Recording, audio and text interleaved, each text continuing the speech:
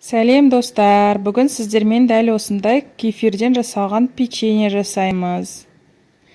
Ең алдымен бір жұмыртқамызды бір ас қасық қант салып, екеуін жақсылап араластырамыз.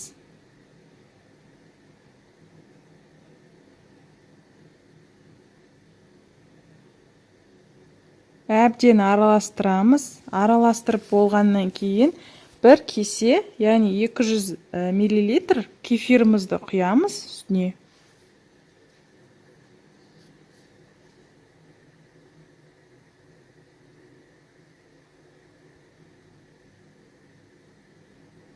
Тағы да жақсылап араластырамыз. Сосын бір чайный ложка разрыхлитель саламыз. Менде өзі де бір чайный ложка қалыпты пакетте. Жақсылап араластырамыз. Одан кейін ерітілген сары майымызды қосамыз. Немесе сұйық май қоссаңыздар да болады, қалауыңызша. Жақсылап араластырамыз. Одан кейін үстіне жайлап ситадан өткізілген ұнымызды қосамыз. Ұнымызды 2-3 бөлікке бөліп қосамыз. Сонда қамырымыз жұмсақ, көтеріліп, әдемі болып пісетін болады. Венчикпен араластырып болғаннан кейін қасықпен, немесе вилкамен, немесе қолыңызбен араластырсаңыздар да болады. Жұмсақ, өте нәзік, қолға жабыспайтын қамыр дайындаймыз.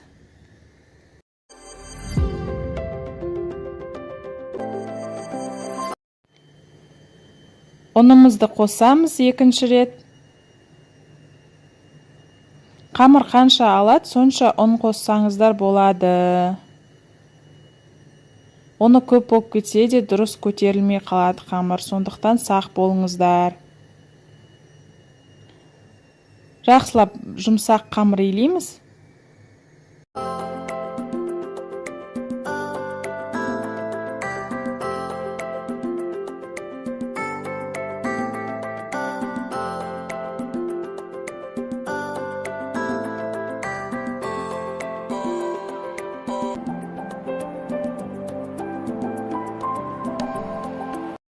Міне достар, өте жұмсақ қамыр екені көрініп тұр. Жақсылап осылай қолға жабыспайтындай етіп, осылай илеп-илеп қойып қоямыз 15-20 минутқа, немесе жарты сағатқа. Енді біз начинкасын дайындаймыз. Начинкасына мен 1-2 ас қасық қантпен корица қостым. Корица қалауыңызша орех қоссаңыздар да болады. Өзіңіз білесіз, варенье қоссаңыз да болады. Жақсылап араластырып, начинкамызды дайындап қоямыз. Начинкамыздан кейін қамырымызды аламыз. Қамырды 2 бөлікке бөлсеңіздер де болады. Жартысын корицамен, жартысын жаңағы корицасыз жасасаңыздар да болады. Мен барлығын осылай корицамен жасаймын деп, бір қамырды үлкен қылып жайып алдым. Жұқа етіп жаямыз. Өте жұқа болса да болады.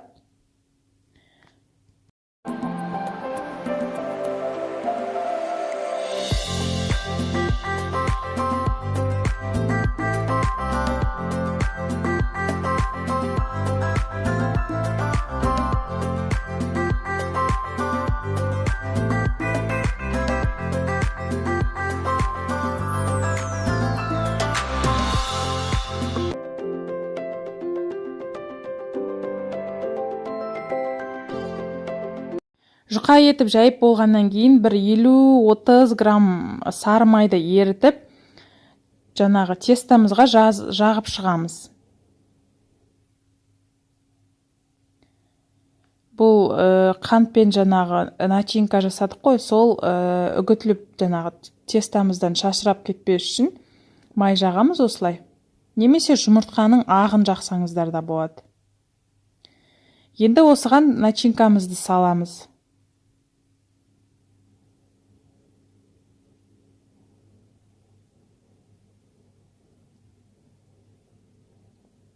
жан жағына барлығына жайып шығамыз.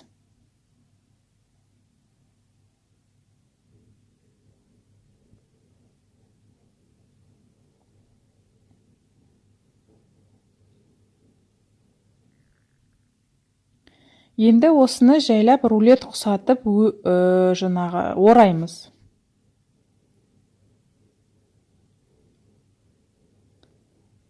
Менде қалың печенькалар шықты. Негізі тестаны екіге бөлсеңіздер, жұқа және күшті печенье шығады.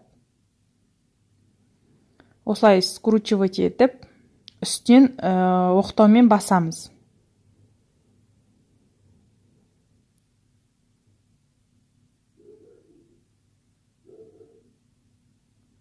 Рассыпчатый күшті болып шығады печенье. Корицаның иісі енді вообще күшті дәм береді печеньеге. Осылай оқтаумен басып аламыз. Болғаннан кейін пышақпен кессеңіздер де болады, бірақ осылай ниткамен кессеңіздер де болады. Маған осылай жіппен кескен ыңғайлы, сондықтан жіппен кесем. Жұқа қылып кесеміз. Өйткені мынау көтеріледі, өзі де қамыр үлкен болып шығады печенье. Жіпті осылай саласыздар да, оп-оңай кесесіздер.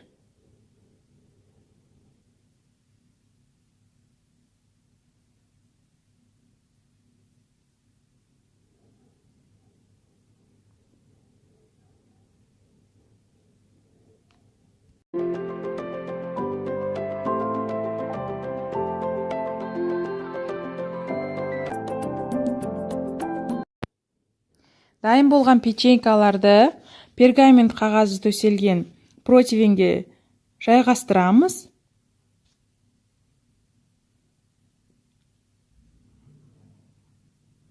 Сарғыштанып, уже пісе бастағанда алсаңыздар болады. Уже көп тұрса ол күйіп кетеді. Осылай қант себесеңіздер да болады. Өте тәтті емес, прям өте жұмсақ, рассыпчатый, дәмді болып шығады. Міне достар, дайын болған печенье осылай сарғыштанып, піскен кезде аламыз. Бетіне әсемдік үшін сахарный пудра сепсеңіздер болады.